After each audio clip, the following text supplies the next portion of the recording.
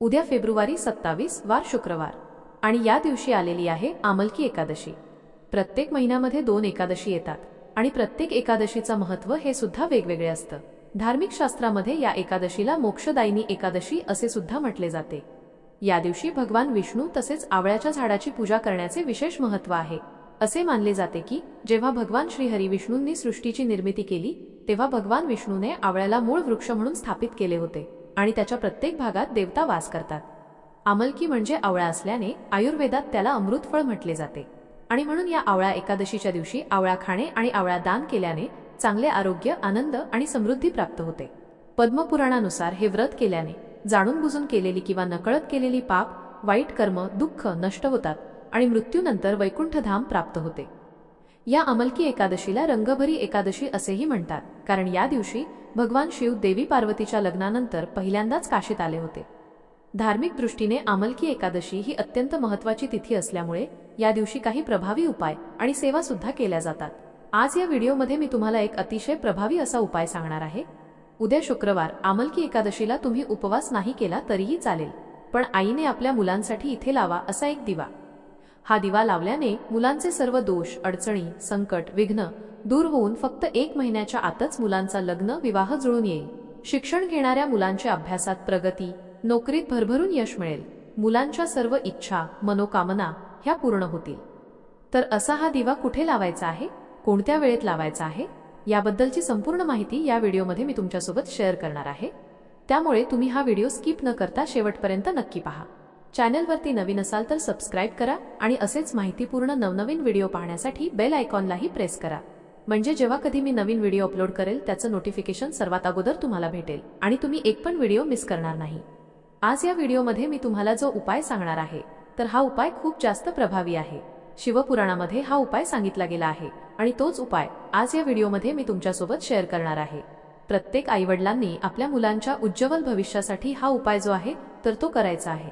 अगदी लहानातल्या लहान मुलांपासून ते मोठ्यातल्या मोठ्या मुलांपर्यंत हा उपाय तुम्ही करू शकता। आता हा उपाय कोणत्या वेळेमध्ये करायचा आहे? हा उपाय जर तुम्ही सकाळी करणार असाल तर सकाळी 9च्या अगोदर तुम्हाला हा उपाय करायचा आहे आणि जर संध्याकाळी करणार असाल तर संध्याकाळी तुम्ही 6 वाजल्यानंतर ते सायंकाळी 8:30 वाजेपर्यंत हा उपाय करू शकता। सकाळी किंवा संध्याकाळी या वेळेमध्ये तुम्हाला हा जो उपाय मी सांगणार आहे तर तो करायचा आहे।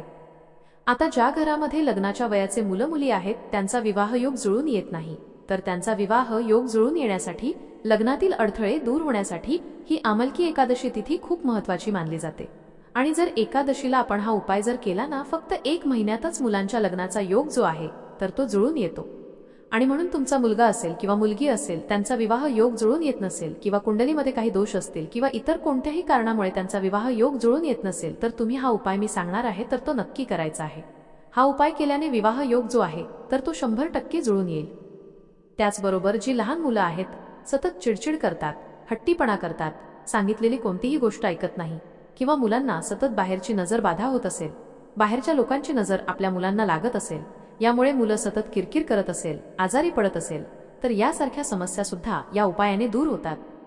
तसेच तुमच्या घरात शिक्षण घेणारी मुलं आहेत तर त्यांच्या शिक्षणामध्ये काही अडचणी येत असतील, मुलं जो काही अभ्यास करतात ते त्यांच्या लक्षात राहत नसेल किंवा मुलांना नोकरी प्राप्ती संबंधित काही समस्या येत असतील किंवा तुमची मुलं वाईट व्यसनाला लागलेली आहेत, मुलांना बाहेरचं वाईट व्यसन लागलं आहे, तर यासारख्या सर्व समस्या ज्या आहेत तर त्या या उपायाने दूर होतात। आता हा उपाय करण्यासाठी तुम्हाला या आमलकी एकादशीच्या दिवशी म्हणजे उद्या सकाळी लवकर उठायचं आहे। उठल्यानंतर सर्वप्रथम तुम्हाला स्वच्छ स्नान करायचं आहे। स्नान करत असताना आंघोळीच्या पाण्यामध्ये तुम्हाला चिमूटभर हळद आणि 1 तुळशीपत्र टाकायचं आहे। या दिवशी तुळशीची पानं तोडली जात नाही, म्हणून एकादशीला जी काही तुळशीची पानं आपल्याला लागत असतात तर ती आदल्या दिवशीच म्हणजे आजच तोडून ठेवायची आहेत आणि उद्या तीच तुम्हाला आंघोळीच्या पाण्यामध्ये टाकायची आहेत। खास करून मुलांच्या आंघोळीच्या पाण्यामध्ये सुद्धा तुम्हाला थोडीशी हळद आणि 1 तुळशीपत्र टाकायचं आहे। यानंतर आपल्या देवघरातील देवांची विधिवत पूजा अर्चा करून घ्यायची आहे। धूप, दीप, अगरबत्ती लावून वातावरण हे प्रसन्न करायचं आहे। जर तुमच्या देवघरामध्ये भगवान श्रीहरी विष्णूंची मूर्ती असेल तर मूर्तीवरती अभिषेक करा, फोटो असेल तर स्वच्छ पुसून काढा, तुळशीपत्र अर्पण करायचे आहेत, पिवळ्या रंगाची फुलं अर्पण करायची आहेत। धूप, दीप, अगरबत्ती लावून वातावरण हे तुम्हाला प्रसन्न करायचं आहे आणि यानंतर लगेच तुम्ही सकाळी हा उपाय केला तरीही चालेल। आता उपाय करण्यासाठी तुम्हाला एक ताट घ्यायचं आहे। ताटामध्ये हळद, कुंकू, अक्षदा तुम्हाला घ्यायच्या आहेत। एक मातीची पंती घ्यायची आहे, त्यामध्ये शुद्ध गाईचं तूप घालायचं आहे आणि दुहेरी कापसाची वात करून त्या दिव्यामध्ये तुम्हाला लावायचे आहे। यानंतर तुम्हाला एका कपाळामध्ये वाटीमध्ये थोडंसं गाईचं कच्चं दूध घ्यायचं आहे। कच्चं दूध म्हणजेच गरम न केलेलं दूध असतं, तर ते घ्यायचं आहे आणि यानंतर या सर्व वस्तू घेऊन तुम्हाला आवळ्याच्या वृक्षापाशी जायचं आहे। साक्षात बघा, या आवळ्याच्या वृक्षाखाली भगवान विष्णू आणि माता लक्ष्मीची पूजा केली जाते। या वृक्षाच्या प्रत्येक भागामध्ये देवता निवास करत असतात आणि म्हणून या वृक्षाला पवित्र वृक्ष म्हटलं जातं आणि या वृक्षाच्या फळाला अमृत फळ म्हटलं जातं आणि म्हणून या दिवशी या वृक्षाची पूजा केली जाते।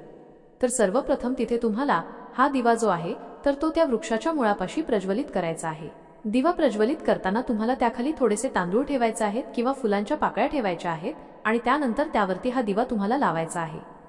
दिवा लावल्यानंतर दिव्याला हळद कुंकू लावायचं आहे आणि यानंतर तुम्हाला त्या झाडाच्या मुळाला हळद कुंकू, अक्षदा, पिवळ्या रंगाची फुले अर्पण करायची आहेत। त्याचबरोबर आवळा सुद्धा तिथे अर्पण करायचा आहे आणि यानंतर हे जे दूध आहे तर हे सुद्धा तुम्हाला त्या वृक्षाला अर्पण करायचं आहे। दूध अर्पण केल्यानंतर पुन्हा त्यावर थोडंसं पाणी अर्पण करायचं आहे आणि या वृक्षाला 7 प्रदक्षिणा करायच्या आहेत। प्रदक्षिणा करत असताना ओम नमो भगवते वासुदेवाय नमः या मंत्राचा जप करायचा आहे आणि यानंतर दोन्ही हात जोडून मुलांच्या ज्या काही समस्या आहेत, मुलांच्या आयुष्यात ज्या काही अडचणी सुरू आहेत तर त्या दूर होण्यासाठी मनोभावे प्रार्थना करायची आहे। आता तुमची मुलं जर मोठी असतील तर स्वतः तुम्ही मुलांकडून हा उपाय करून घ्या आणि जर तुमची मुलं बाहेरगावी असतील, मुलं छोटी असतील तर मग आई किंवा वडिलांनी हा उपाय केला तरीही चालेल, परंतु मुलांकडून हा उपाय करून घेण्याचा जास्तीत जास्त तुम्ही प्रयत्न करा। धार्मिक श्रद्धेनुसार जर आमलकी एकादशीच्या दिवशी या आवळ्याच्या वृक्षाची पूजा जर आपण भक्तीने आणि श्रद्धेने जर केली तर भगवान श्रीहरी विष्णू हे प्रसन्न होतात आणि त्यांचा विशेष आशीर्वाद हा आपल्याला प्राप्त होतो। तसेच या दिवशी या झाडाची पूजा केल्याने तुमची सर्व पापे नष्ट होतात आणि त्याचबरोबर तुमचे जीवन हे आनंदाने भरलेलं राहतं। तसेच भगवान विष्णूंच्या आशीर्वादाने घर नेहमी अन्न आणि संपत्तीने भरलेले असते।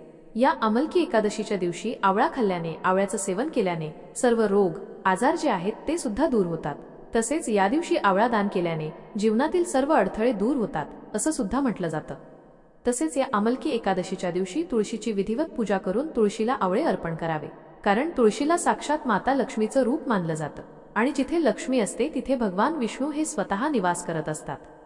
विष्णूंना तुळस ही अत्यंत प्रिय आहे आणि म्हणून एकादशीच्या दिवशी तुळशीची पूजा करून तुळशीला जर आपण आवळे अर्पण केले तर आपल्या घरातील दरिद्रता, गरिबीही दूर होते आणि घरात सुख, शांती, समृद्धी नांदू लागते। तसेच जर तुमच्या घरामध्ये सतत नवरा बायकोची भांडण होत असतील, दोघांचं अजिबात पटत नसेल, कोणतीही गोष्ट बोलायला गेल्यानंतर त्याचं रूपांतर हे भांडणामध्येच होत असेल तर या आमलकी एकादशीच्या दिवशी पती आणि पत्नी या दोघांनी मिळून आवळ्या वृक्षाची पूजा करायची आहे आणि दोघांनी सोबत या आवळ्या वृक्षाला 7 प्रदक्षिणा करायच्या आहेत आणि तुमच्या वैवाहिक जीवनातील समस्या दूर होण्यासाठी प्रार्थना करायची आहे। तसेच घरामध्ये सतत वादविवाद, क्लेश, भांडणे होत असतील तर या दिवशी आपल्या देवघरासमोर बसून ओम नमो भगवते वासुदेवाय नमः या मंत्राचा 108 वेळा जप करावा। तसेच जर तुमचा छोटा मोठा उद्योग व्यवसाय असेल, तो चांगला चालत नसेल किंवा तुम्हाला कोणत्याही कामामध्ये यश मिळत नसेल तर या आमलकी एकादशीच्या दिवशी आवळ्याचं झाड खरेदी करून ते आपल्या घरी लावावं, यामुळे कुटुंबाची भरभरून प्रगती होते। त्याचबरोबर जर तुमच्या जीवनात एखादा शत्रू असेल, शत्रूचा तुम्हाला वारंवार त्रास होत असेल, शत्रू तुमच्यावरती गुप्तवार करत असेल तर असा शत्रू त्रास दूर होण्यासाठी या आमलकी एकादशीच्या दिवशी आवळ्याच्या वृक्षाला जल अर्पण करून त्या आवळ्याच्या झाडाच्या मुळापासली माती जी आहे तर ती उचलून तुमच्या कपाळावरती एक टिळक लावायचा आहे। या वृक्षाला 11 प्रदक्षिणा करून तुम्हाला तुमच्या जीवनातील शत्रू त्रास दूर होण्यासाठी प्रार्थना करायची आहे। तर हा एक उपाय सुद्धा तुम्ही उद्या आमलकी एकादशीला करू शकता। तर ही अत्यंत महत्त्वाची माहिती मला तुमच्यापर्यंत शेअर करायची होती। व्हिडिओ तुम्हाला आवडला तर लाईक करा, चॅनलवरती नवीन असाल तर सबस्क्राईब करा आणि हा व्हिडिओ आपल्या मित्रपरिवारासोबत जास्तीत जास्त शेअर करा। चला तर मग भेटू असंच पुढल्या एका नवीन व्हिडिओमध्ये। तोपर्यंत सर्वांना श्री स्वामी समर्थ।